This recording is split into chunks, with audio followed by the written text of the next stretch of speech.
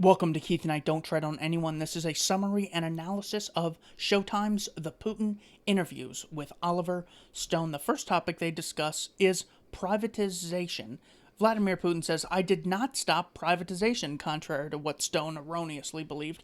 I just wanted to make it more equitable, more fair." This is a principle that goes back to a University of Nevada, Las Vegas professor, Murray Rothbard, who says, well, imagine that the government, before disbanding itself, gives New York to the Rockefellers and Massachusetts to the Kennedys. Well, this would be unjust. So it's very important that governments try and equitably redistribute the stolen loot after disbanding themselves.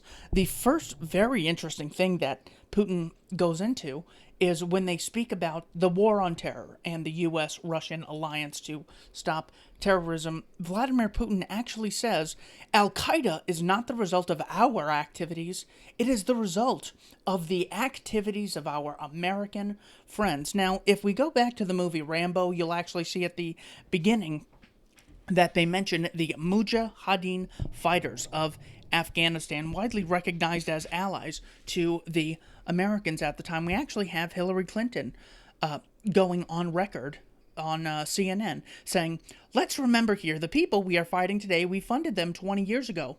Let's go recruit these Mujahideen, and great, let them come from Saudi Arabia and other countries importing their Wahhabi brand of Islam so we can go beat the Soviet Union." And that's what the U.S. is doing today in Syria and Libya as well, funding the moderates.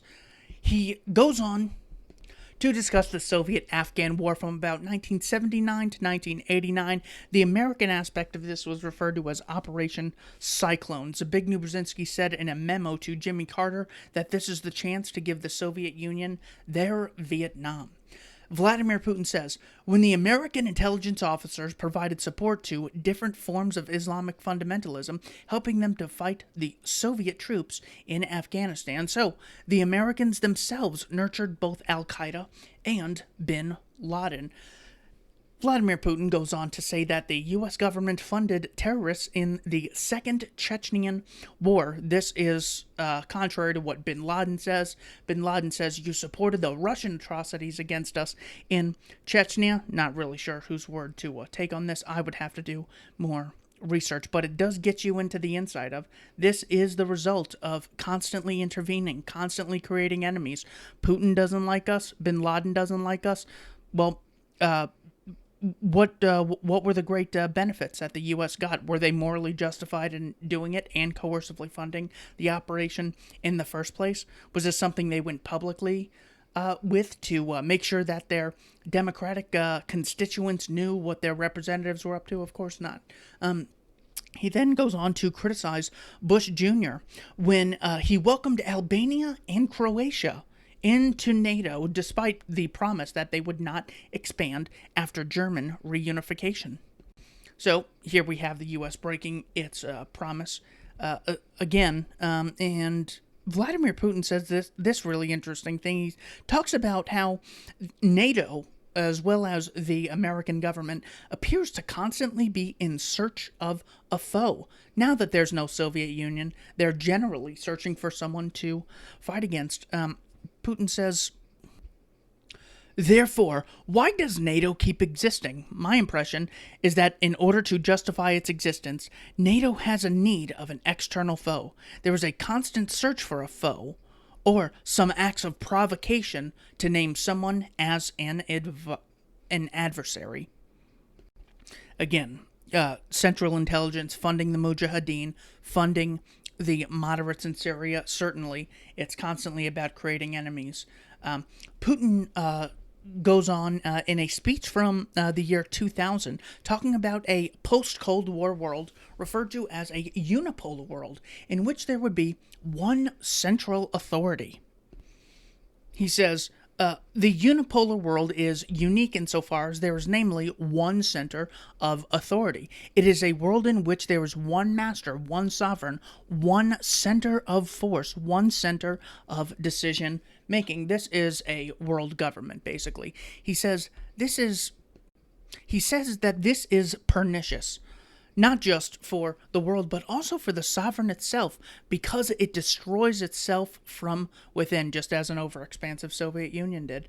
And pernicious in this case, tending to cause death or serious injury, deadly. He goes on in that speech, speaking in front of Joe Lieberman and John McCain, saying that one state, and of course, first and foremost, the United States has overstepped its national borders in every way. He then said back to the Oliver Stone interview, he says, nowadays, NATO is a mere instrument of U.S. foreign policy. This is another thing that creates enemies around the world. So again, the existence of a government not only doesn't just automatically keep you safe because they have $1 trillion military, can also keep you much less safe than you otherwise would be. Could stop you from having good relations and trade agreements and exchanges with other nations. Putin then goes on to say, and there is one curious thing. The presidents of your country change, but the policy doesn't change. They go on to discuss the 2016 military budgets. Putin says, Russia, we allocate $40 billion a year on defense needs, whereas the United States allocates more than $460 billion. Now, again, the justification is always, well, Russia's an adversary, one, and two, we need a very big military to keep us safe. Well, it's not like we're in an alliance with Russia, keeping them safe so they could have a lower defense budget like Scandinavian countries. The U.S. has NATO to oppose Russia and Russian expansion, even though NATO's the one expanding, of course. So, again, the existence of a big military does not necessarily keep you more safe. Putin goes on to say, it has become a fashion in the United States to speculate, to even abuse the Russian issue, so to speak. Afterwards, we're going to shake hands with you. You have to understand this is just election campaign rhetoric. This is in response to the 2016 Putin has meddled in our elections. So seeing it from a different point of view is very interesting. This is in no way to applaud Putin, but it's just interesting because if you want to go after the Gambino crime family, the people you got to look to is the Colombo crime family. They're their rivals who want to give you all the dirt on their opposition who they hate. So I think Putin's a terrible guy, obviously, a statist, advocator of initiating violence against peaceful people, but lots of really good insights to have. That is the end of part one. Part two begins with Putin saying, at first, President Clinton tried to persuade me to support the U.S. withdrawal from the Anti-Ballistic Missile Treaty. No foundation, no basis at all. He was saying that there was a threat emanating from Iran going back to the 90s. More than 20 years later, they're still saying, watch out for Iran, we gotta kill their generals, etc. Even though with the exception of the Iran-Iraq war, Iran is not really involved in wars or interventions in other countries. Now, I want to define the term blowback. It is generally seen as negative repercussions affecting a country whose government has undertaken a usually clandestine intelligence operation in another country. You also have domestic blowback, which you could clearly see with Black Lives Matter riots all over America, but both a result of government intervention. Putin says that leaving this anti-ballistic missile treaty means nothing else than a new cycle of an arms race, of which the U.S. is expanding, getting Albania and Croatia back into NATO. Putin says, and our response is going to be much cheaper than an anti-ballistic missile system. So, again, he's saying that the U.S. Constantly building up its military, gets other militaries to build up themselves. This creates war. Again, the state is the health of war, and war is the health of the state. He goes on to discuss the intelligence that Russia gained from the United States. He says, suffice it to remember the Rosenberg spouses who were electrocuted. So, in other words, he's saying, yeah, there definitely is an intelligence connection into America. Now, this is often referred to as McCarthyism, which is to just say that there was one guy, McCarthy, who was really after it. The reality is that there were a number of people, and it turned out that he was right. We found this out through documents referred to as the Venona Papers or the Venona Cables. You have people like Alger Hiss and Harry Dexter White. You also have the Rosenbergs. You also have scientists like K.E.J. Fuchs. You have Laughlin Curry. You had a lot of Soviet agents that were exposed as a result of these cables. There were about 350 Soviet spies in the U.S. State Department at the time. So, as far as the Rosenbergs go, he says, well, where did the Rosenbergs get that information from to give the atomic bomb information to the Soviets? Putin says, they provided this information to the Soviet Union of their own volition to restore the nuclear balance in the world. Whereas governments often seek to be the monopoly on violence, sometimes citizens are able to redistribute the amount of power to stop such a monopoly from happening. Of course, they say the private sector, the voluntary sector, and free markets are where monopolies arise. Governments are the biggest monopoly and constantly cause monopolies to exist where we otherwise would have more competition and more equality among groups. Again, we have this idea of blowback. Vladimir Putin says, let me remind you the reason why the Cuban Missile Crisis started. It was by placing they only placed Soviet missiles in Cuba because they were provoked by the stationing of American missiles in Turkey. Again, U.S. expansion leads to a response. So it's always critical that the propagandists say, out of nowhere the U.S. was attacked for no reason because we were just sitting here doing nothing by the Japanese. Same thing for 9/11, and then out of nowhere, the Soviet Union starts expanding. Now Russia's expanding out of nowhere. It's important that they only tell you one side of what's going on, so you see that there's a clear aggressor and a clear victim, so you could justify any amount of civilian casualties and any amount of trillions of dollars going to Boeing and Raytheon. They then get into domestic policy in Russia. And he asked him about treatment of homosexuals in Russia. Vladimir Putin says, there is a law that prohibits propaganda of homosexualism among minors. And once they become an adult at 18, there are no restrictions whatsoever. But in Russia, we still don't have a situation like they have in certain Islamic states where there is the death penalty threatening homosexuals. This is something the LGBT community absolutely needs to address more, certainly if they actually care about the principles behind what they advocate. Vladimir Putin goes on to say, I believe it's my duty to uphold traditional values and family values. He goes on to discuss the U.S. Ukrainian intervention on behalf of Ukraine against Russia. He says these riots in Ukraine were actively supported by the United States. This is in alliance with an article from National Public Radio in America.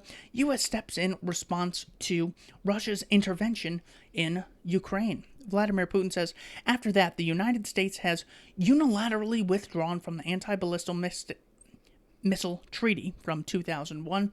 Allegedly, they did that to counter the threat to Iran. They do sort of go in circles here, but I am trying to go chronologically. They then discuss Georgia in 2008, a country south of Russia. He says, we were surprised when we saw that President Saakashvili's aggression was not only supported by Bush, but that Russia was being painted as the aggressor. So again, U.S. is intervening, picking sides, and creating more enemies, making us less safe than we otherwise would be. Then they are in the car. By the way, the most interesting thing about this is the fact that Vladimir Putin is driving his own car. They're talking about Edward Snowden. So, Oliver Stone asks Putin about Edward Snowden. Edward Snowden now is living in Russia, allegedly. Vladimir Putin says, on the whole, the relationship dampened because the United States supported terrorist groups in the Caucasus. That's why they couldn't just extradite Snowden and have, an open relationship. So that could be a benefit of, countries not working together, is having some sort of balance of power. Putin goes on to say, but then I got a report that Snowden was on a plane bound for Moscow to transfer to another plane and fly to Latin America, if I'm not mistaken. Oliver Stone says, well, what do you think about Snowden as a man? And Putin, former KGB agent, says, he is a courageous man, more probably even foolhardy. Vladimir Putin goes on to say, of course America asked us to extradite him, Edward Snowden, and it's quite understandable why we couldn't do that. Back then, we proposed that we should conclude a treaty on cooperation on legal matters. So this would be a good case of countries being separate. It certainly is not just a one-way street. Vladimir Putin goes on to say, that was our initiative, and it would have stipulated for mutual extradition of criminals, but the U.S. refused to cooperate with us in that field. Given the fact that the U.S. has never extradited any criminals to us who have sought asylum there, it was inadmissible to us to unilaterally extradite Snowden as it was asked of by the United States. One example of this would be article from the BBC. Moscow slams Chech's U.S. asylum. Russian officials have condemned a decision by the U.S. to grant asylum to a high-ranking Chechnyan separatist who Moscow says is a terrorist. So this was the precedent that Putin was acting on. He was asked why he resigned from the KGB. He says, I resigned because I didn't agree with the actions undertaken by the government. Talking about spying and intelligence agencies, Putin says, and secondly, trying to spy on your allies if you really consider them allies and not vassals. Vassals being a person who held land from a feudal lord and received protection in return for homage and allegiance. A bondman, a slave, a subordinate or dependent, saying that it's important to recognize the difference in geopolitics with regards to allies and vassals. So when you see something like Israel constantly spying on Americans and the Americans spying on other countries, it's unrealistic to consider these allied situations and much more of attempts for one country to gain power over another. Oliver Stone then says, please have Mr. Putin tell me about his adaptation of Orthodox religion back into the Russian system.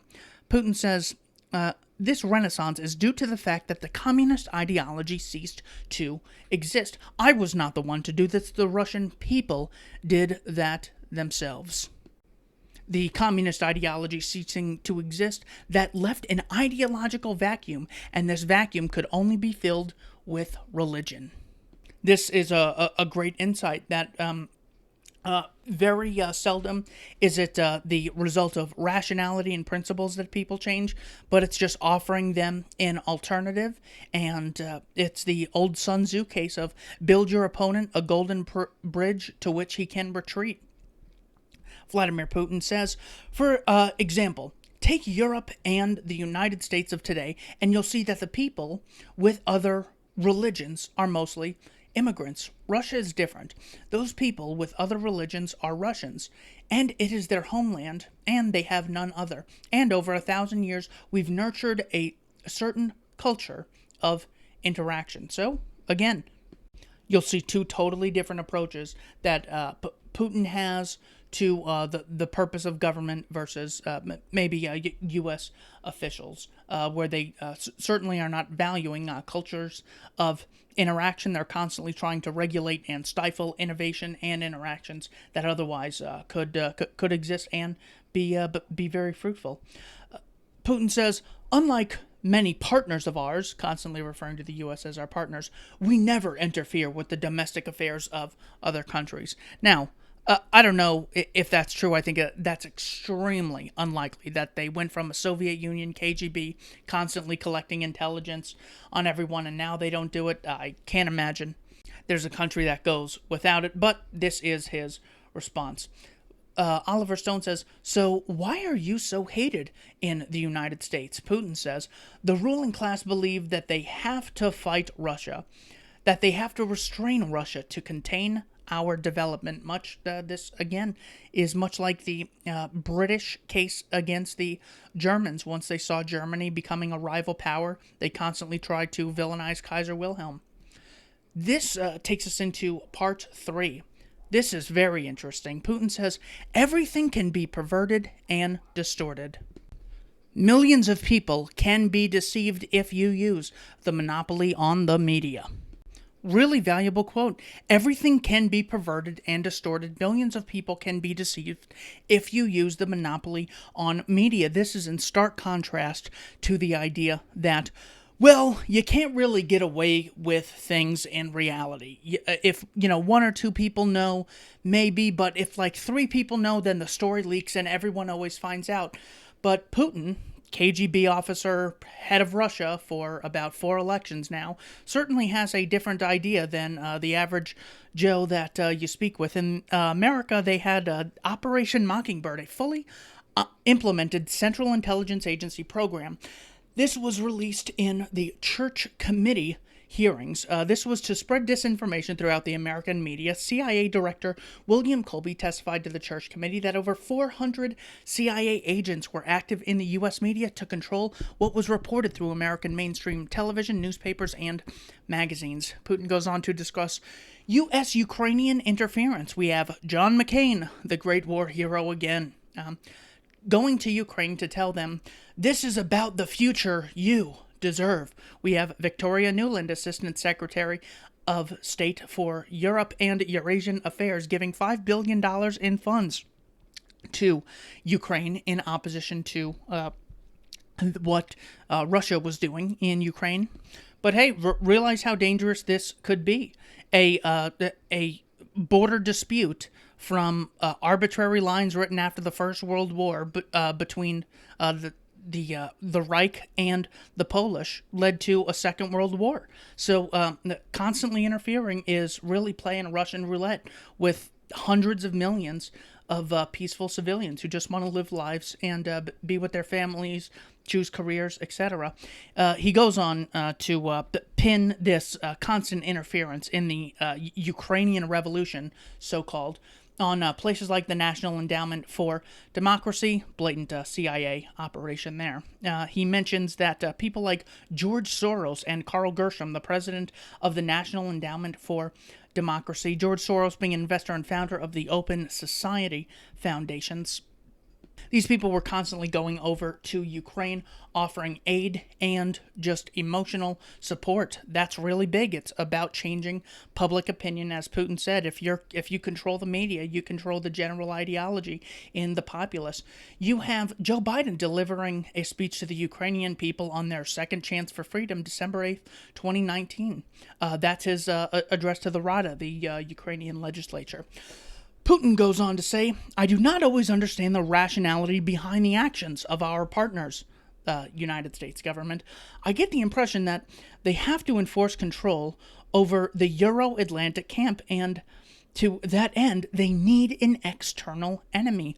Again, we see this in foreign affairs.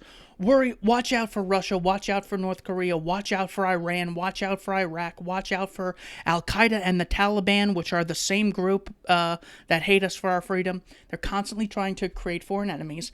And domestically, they do the same thing. Watch out for the rich. Watch out for the immigrants. Watch out for the whites. Watch out for the men. Watch out for the racists. The real enemy is people who have this belief in authority and the right to initiate violence against peaceful people. So this is Oliver Stone in the Black text saying, did you make a mistake by annexing Crimea? Annex, assuming to take by force and claim rulership of.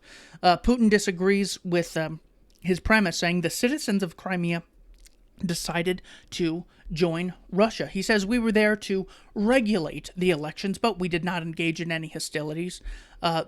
Military members there just to make sure the election goes according to plan. According to the official story, Crimea referendum, 93% of them voted to join Russia. 7% said they wanted to stay with Ukraine. 50% of all votes counted. This according to Russia Today. Heaven knows what those results are, but same goes with pretty much any election that's counted by a government. Back to Ukrainian, U.S.-Ukrainian collusion. Through initiating the crisis in Ukraine, the Americans, managed to stimulate such an attitude towards Russia, viewing Russia as an enemy, a possible potential aggressor. They go on to discuss the similarities between the National Security Agency and Russia's new Big Brother anti-terrorism law. The article here from The Guardian says, lower house votes in favor of package of amendments that campaigners say will violate privacy and freedom. So he goes from saying, yeah, Snowden's a good guy to, we shouldn't be spying. Any country who spies is really a country that seeks to have vassals and not allies. And now he's totally going back on his word, saying that, well, it's okay because we're doing it against the terrorists. And when Stone confronts Putin about this, Putin just goes back to Snowden, totally changing the subject. He goes, well, Snowden revealed that there was surveillance performed by the NSA and the CIA of citizens across the world, of political leaders and their allies. Again, yes, he's very good at explaining why his rivals are evil, but he's more often than not just looking into a mirror, able to recognize his own flaws in others. Stone says, in the matter of Syria, can you describe what is generally going on in the Syrian, Libyan, Middle East debacle? Putin says, but in Libya and Iraq, a tragedy has transpired. And that has happened due to the forceful ousting of current regimes. And we don't want the same thing to happen in Syria. He's saying that government intervention leads to destabilization and a worse situation than you otherwise would have had there not been such foreign intervention.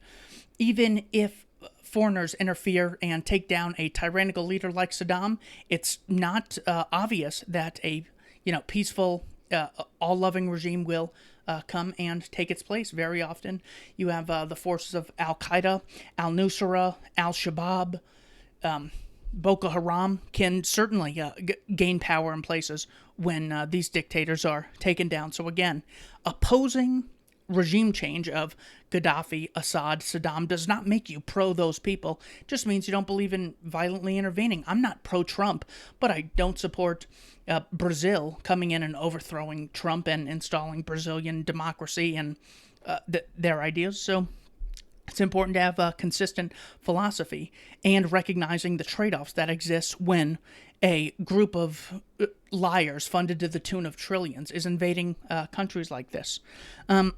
We have documents going back to 1983 where we have the Central Intelligence Agency, according to their own website, CIA.gov, about documents that they want to overthrow the Assad regime in Syria along with the Ba'ath Party.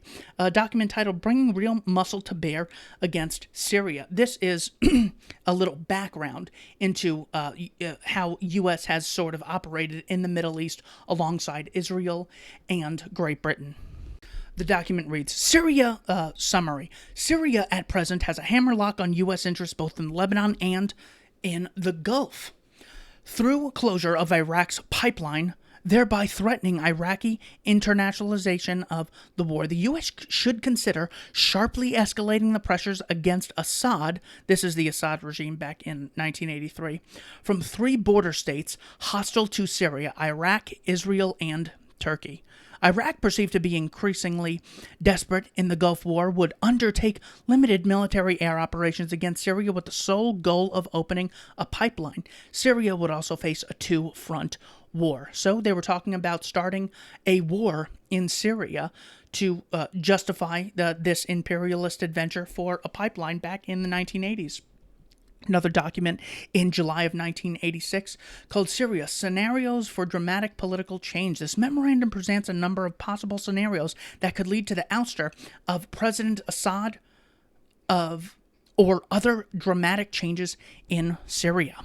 Point number 2, we will send you similar papers on other countries as they are contemplated. So again, these countries, these operations are constantly discussed in the back rooms of the Pentagon, Langley, and then sold to the populace later. It's never, they wait for an incident and then respond. It's always they make a decision and then decide what incident justifies their entrance. The fake chemical weapons attack, for example, which was exposed by Aaron Mate in an excellent article in The Nation.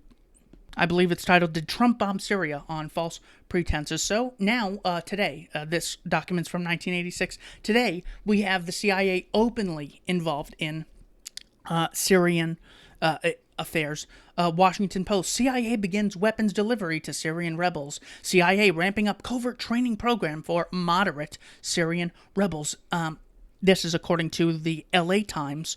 In Syria, militias armed by the Pentagon fight those armed by the CIA. Sounds very much like Putin saying they need to create an external foe. They're constantly creating enemies. We also have a 4-star retired U.S. Army general of the Supreme Allied Command, Wesley Clark, in A Democracy with Amy Goodman, who says, I was privy to a document that said we're going to take out 7 countries in 5 years, starting with Iraq and then Syria, Lebanon, Libya, Somalia, Sudan, and finishing off with Iran. Again, these are planned in advance and later sold to the public. It's not like the military's there to defend you once something happens. They plan these things far in advance before the public finds out about it. The propaganda around Syria has just been so incredibly in your face. CNN had a 7-year-old from Syria who spoke who spoke English very well. And the 7-year-old, Bana Alabed, came to the conclusion that the U.S. definitely needs to intervene against the Assad regime. This interview is, when you first watch it, it's comical and pathetic. And then you watch it a second time, and it's more sad than anything else.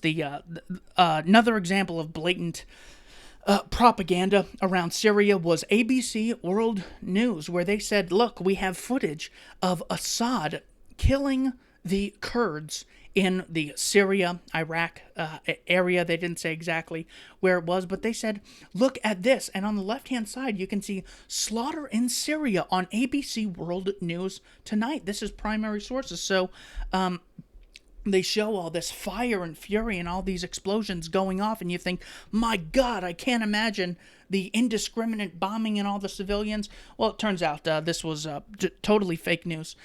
They apologized, saying, we've taken down the video that aired on World News Tonight Sunday and Good Morning America, 2 of the biggest shows in the United States for, quote, news, this morning that appeared to be from a Syrian border immediately after questions were raised about its accuracy. It was actually a gun range in Kentucky, as you can see on the right-hand side. People are filming a gun show, rather. So again, look at how the media just plays Russian roulette with the masses.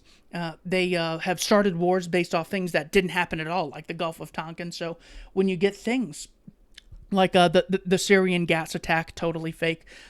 This one also totally fake.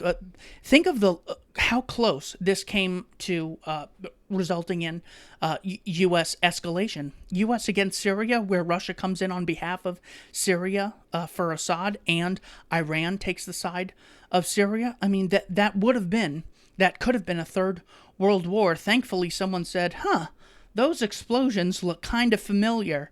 Honey, do you have the video from the Kentucky gun range? I mean, what are the chances that would come out? And this is what we catch them on. The media is so blatantly dishonest. We also have Obama tells United Nations Syria's Assad must go for gassing his own people. Oh, wait, that was Bill Clinton using CS gas against the Branch Davidians. I guess it's different when Assad does it. But yeah, you have Obama, who's going to come in and get out of the Middle East, stop these regime change wars. No, of course, he lied and then escalated them.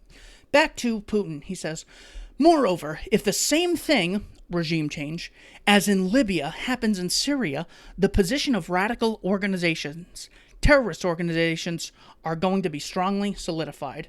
So when Assad falls, it's not, Thomas Jefferson or Murray Rothbard that takes its place. It's ISIS and al-Nusra. This is according to the LA Times. U.S.-backed rebels launched their first attack against the Islamic State, and they lost. The United States trained the rebel new Syrian army in hopes that it would be a formidable opponent to Islamic State jihadists, but in its first serious test, an offensive near the Syrian border town of Bukhao, the rebels appear to have failed.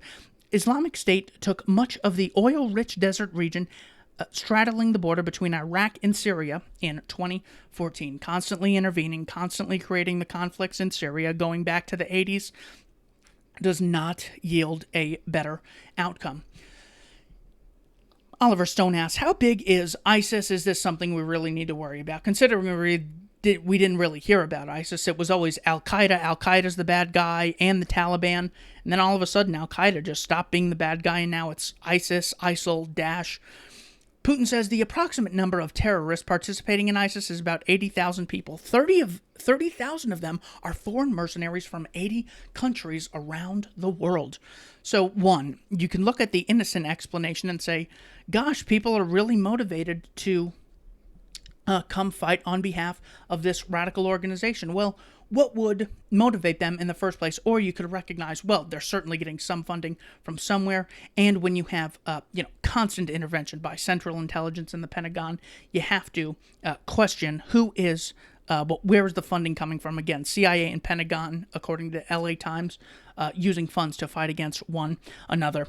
They go on to back to U.S.-Russian relations, and there was an incident referred to as the Donald Cook provocation in the Black Sea, where 12 times in 90 minutes, a Russian jet buzzes by a U.S. warship, where the U.S. said this was provocative and unprofessional.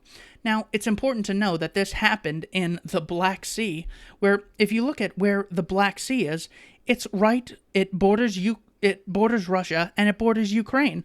What is the U.S. warship doing there in the first place? Of course, it wouldn't justify bombing, but certainly if it was a Russian jet on the Pacific coast of Long Island, New York, and the U.S. would say, well, that boat is the one being provocative.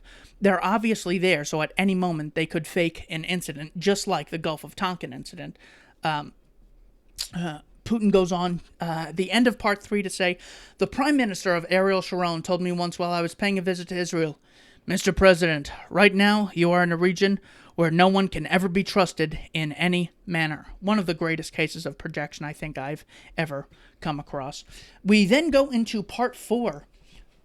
Oliver Stone starts by saying, this is your 4th U.S. president. What changes? He actually asks him, what changes? Now, for those of you who are not in America, we have generally 2 parties, the Democrats and the Republicans. You have Bill Clinton on the starting with Bill Clinton in the upper left, a Democrat, then George Bush, a Republican, then Barack Obama, first African-American president, Democrat, and then Republican Donald Trump. So let's hear the in-depth analysis between 4 separate presidents with separate backgrounds coming in at totally different times, belonging to 2 different parties. What changes? Oliver Stone asked. Putin says, well, almost nothing. But on the whole, everywhere, especially in the United States, the bureaucracy, deep state, is very strong, and bureaucracy is the one thing that rules the world. Then we get into claims from the 2016 election. Oliver Stone openly asked Putin, why did you hack us? What was that about? Very unkind of you. We then run across a CNN headline, Clinton blames hacks on Putin grudge, where she's actually on audio saying, we know that Putin did this. She mentioned this in the presidential debates against Donald Trump. She said, we have 17 intelligence agencies. Sam Harris also said this very proudly to Scott Adams. And after loudly saying 17 intelligence agencies, not one, not two, but 17 independently decided that Russia was behind these. Obviously, Russia is behind this. The New York Times was the source of that, and then eventually the New York Times actually came out with a correction, June 29th, 2017.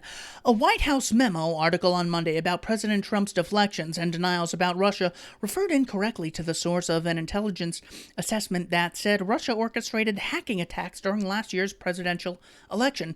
The assessment was made by 4 intelligence agencies: the Office of the Director of National Intelligence, the Central Intelligence Agency, the Federal Bureau of Investigation, and the National Security Agency.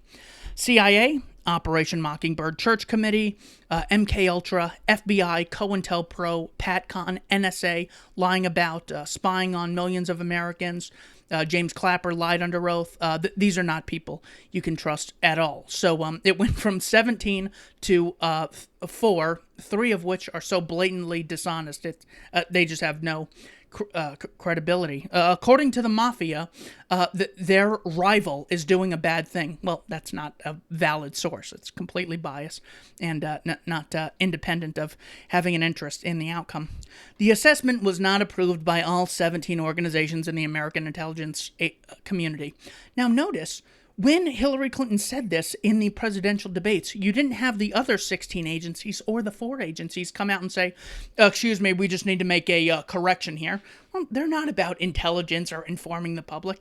They're used to coercively implement the ideas of a small elite on the rest of us and mold public opinion to the desires of the ruling class or those who seek to violently dominate over others. We also have a WikiLeaks memo that says, best approach is to slaughter Donald for his bromance with Putin. Notice it says best approach is to slaughter. It doesn't say mention facts A, B, and C that we know in order to expose to the public who we'd like to inform. It just says slaughter him with his bromance for Putin. But not too far betting on Putin re Syria. Brent. This is one of the John Podesta emails. Now, as far as foreign interference in an election, if you go to clintonfoundation.org/contributors, you can look at donations amounts between $10 million and $25 million to the Clinton donation. In there, we have the Commonwealth of Australia, we have the Kingdom of Norway, the government of Norway, and the Kingdom of Saudi Arabia currently committing genocide in Yemen. So the idea that, oh my God, a foreign government interfered, that's just openly done. We have AIPAC in America, the American Israeli Political Action Committee, which is just blatant Israeli interference. This is not anything new. We also have 2006 leaked audio tape from Hillary Clinton that proposes rigging the Palestinian election. Hillary Clinton, I do not think we should have pushed for an election in the Palestinian territories. I think that was a big mistake. Doesn't sound very pro-democracy, pro-let's represent the people. She goes on to say, and if we were going to push for an election, then we should have made sure we did something to determine who was going to win. Well, of course, this is U.S. interference, another case of blatant projection on behalf of Hillary Clinton. Putin says we did not hack the election out at all, outright denying it. Julian Assange also said our source is not the Russian government on multiple occasions, saying that Russia was not their source. Who knows if it's true? Even if it was true, it matters more about whether the information they got was true. It is that to steal an analogy from Stefan Molyneux, he says, it's like if your girlfriend says, I have proof you cheated on me that Marissa gave to you, and you say, that Marissa gave to me, and you say, Marissa is interfering in our relationship. Well, is it true? Are you cheating on me? That information is from someone else, and they're interfering. It's like, okay, well, then you're obviously guilty of something if that's your only criticism, and you're not actually attacking the documentation. Goes on to say there was not only no interference from Russia into America, but America and the European Union are constantly intervening in Russia. We have Victoria Nuland, Assistant Secretary of State for European and Eurasian affairs. We work with inside sources that want to work with us, referring to the LGBT community in Russia and other organizations that are, quote, pro-democratic. Putin says they rallied the opposition forces, much like they do with BLM and Antifa in America.